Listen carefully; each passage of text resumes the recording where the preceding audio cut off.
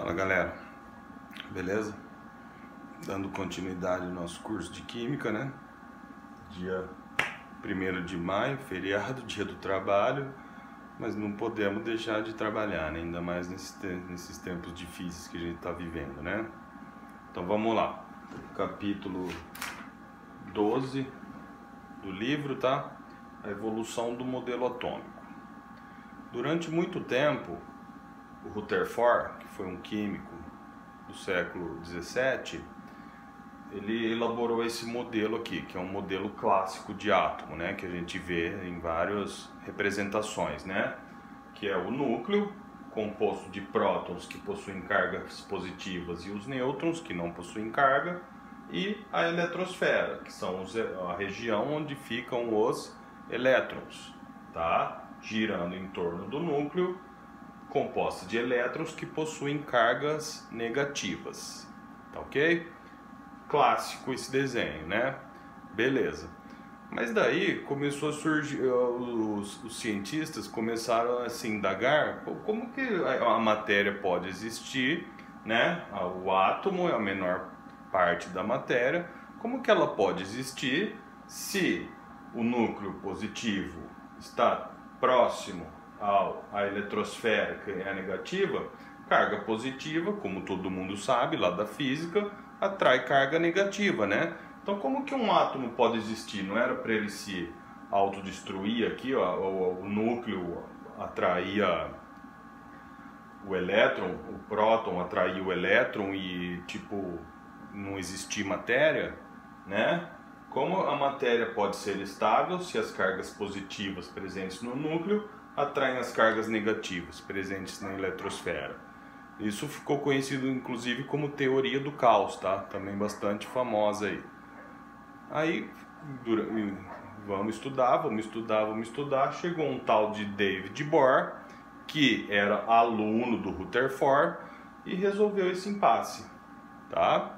Para ele, a estabilidade da matéria se devia ao comportamento da luz que os átomos emitem quando recebem energia, calor, né? Se você esquenta uma barra de ferro, ela fica incandescente, tá?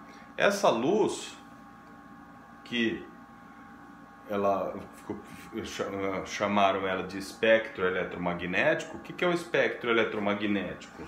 São as cores do arco-íris, tá? É a luz branca, que é composta de 7 cores: vermelho, alaranjado, amarelo, verde, azul, anil e violeta, que é o espectro da luz visível, né? Graças a esse espectro eletromagnético da luz,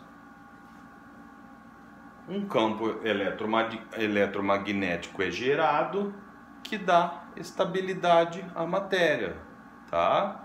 Então, o Rutherford foi muito importante em descobrir os elementos do átomo: o núcleo, composto de prótons e nêutrons, e a eletrosfera, composta de elétrons. Veio o Rutherford, mas era um modelo duvidoso, né? Justamente por isso, como que pode existir, já que o positivo atrai o negativo, tem que ter uma outra coisa aí, né?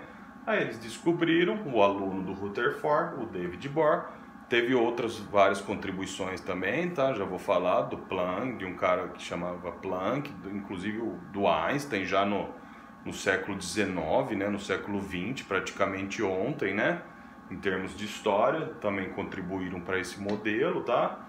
Ele descobriu que a estabilidade da matéria se dá ao comportamento da luz que os átomos emitem quando recebem energia.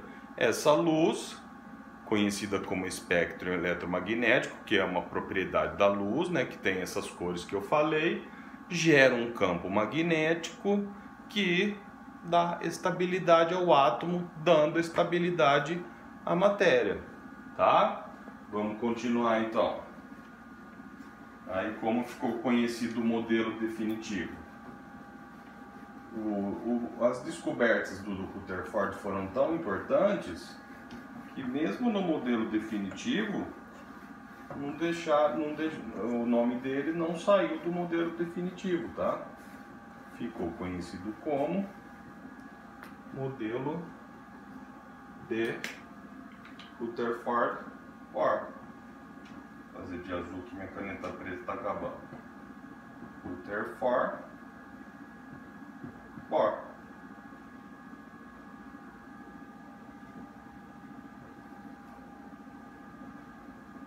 Foi o modelo que a gente usa até hoje. Modelo definitivo. Como que era esse modelo? O elétron, isso não mudou. O elétron gira em torno do núcleo.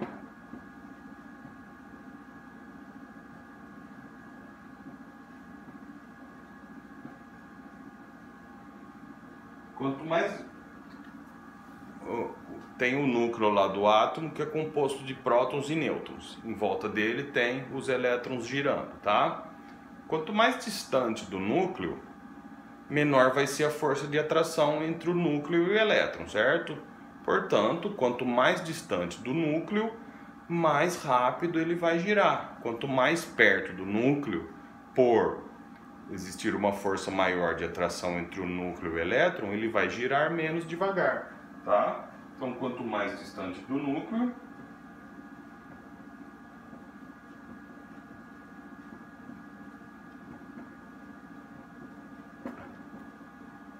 maior a energia do elétron.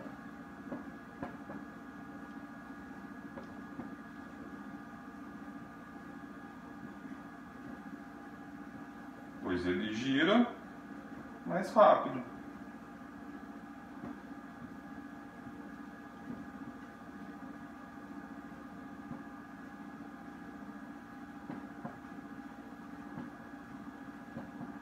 E vice-versa, tá? Não vou escrever de novo para não tomar muito tempo e espaço. Tempo e espaço são coisas importantes, né? Ou seja, quanto mais distante do núcleo, maior a sua energia, porque ele gira mais rápido. A força de atração entre o núcleo e o elétron não é tão forte. Quanto mais perto, menor, ele vai girar mais devagar, portanto a sua energia é menor, tá? O elétron emite ou absorve energia ao mudar de órbita. O elétron emite ou absorve energia ao mudar de órbita. Isso é conhecido como salto quântico. Eu já comentei na aula sobre isso com vocês, né? Então, vamos fazer o desenho aqui do como ficou o modelo.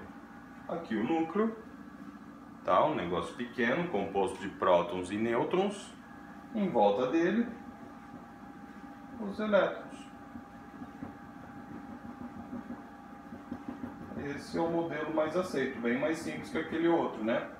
Aqui a nossa eletrosfera, o nosso núcleo, e aqui são as órbitas dos elétrons, tá?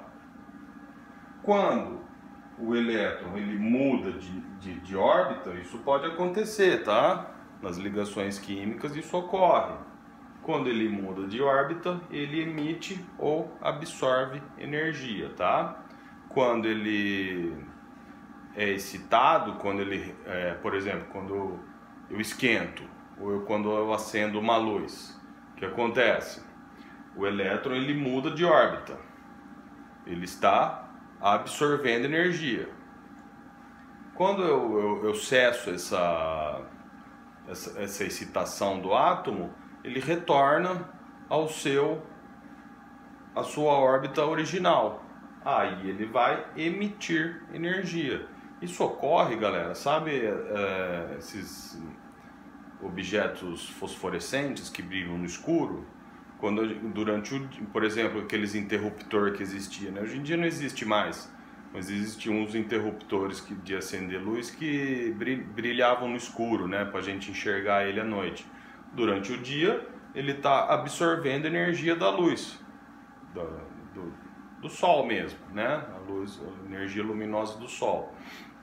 e os elétrons estão mudando de órbita. Quando eu cesso essa energia, quando eu apago a luz, os elétrons retornam à sua órbita original. Retornando à sua órbita original, eles vão emitir energia e brilhando, tá? Vamos escrever isso.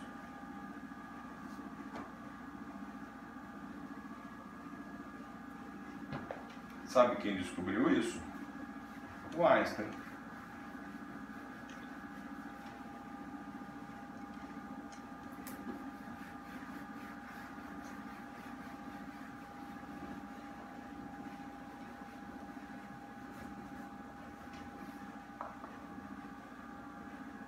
Ao mudar de órbita,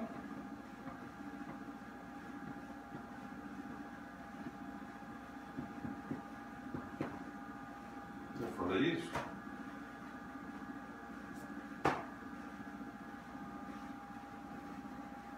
O elétron emite um fóton, nada mais é do que luz, tá?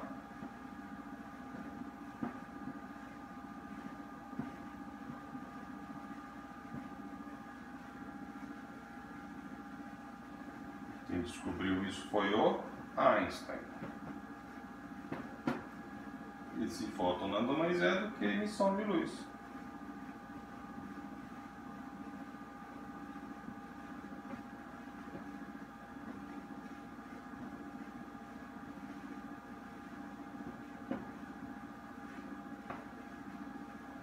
Tá? Por isso que a gente fala às vezes, luz é uma partícula ou é uma energia? As duas coisas, né? Quando a gente tem a energia luminosa que ilumina as coisas, né? Mas da onde que ela provém? Dessa mudança de órbita dos elétrons. Eles emitem um fóton, que é uma partícula, tá? Que emite luz, tá? Para acabar, vamos dar uns exemplos aqui. Isto pode ser observado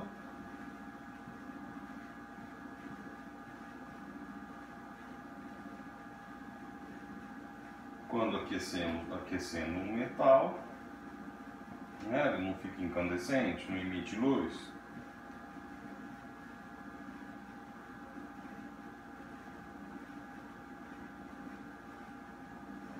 Ao ficar incandescente,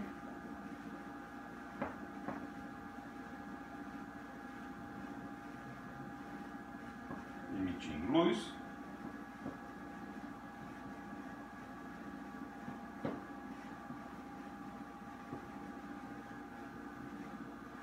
sabemos que os elétrons mudaram de órbita.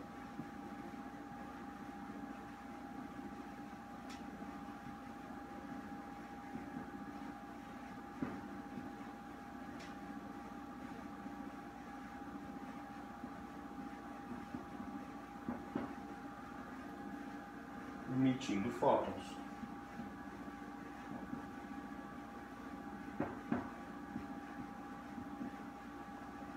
Outro exemplo que eu falei, objetos fosforescentes.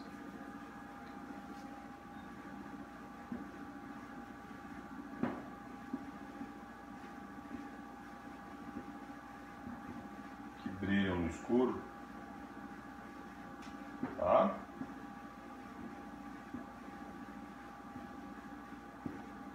Tem um nome para esse fenômeno. Este fenômeno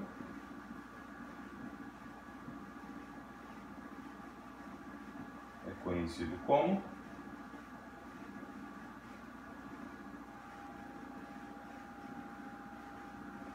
efeito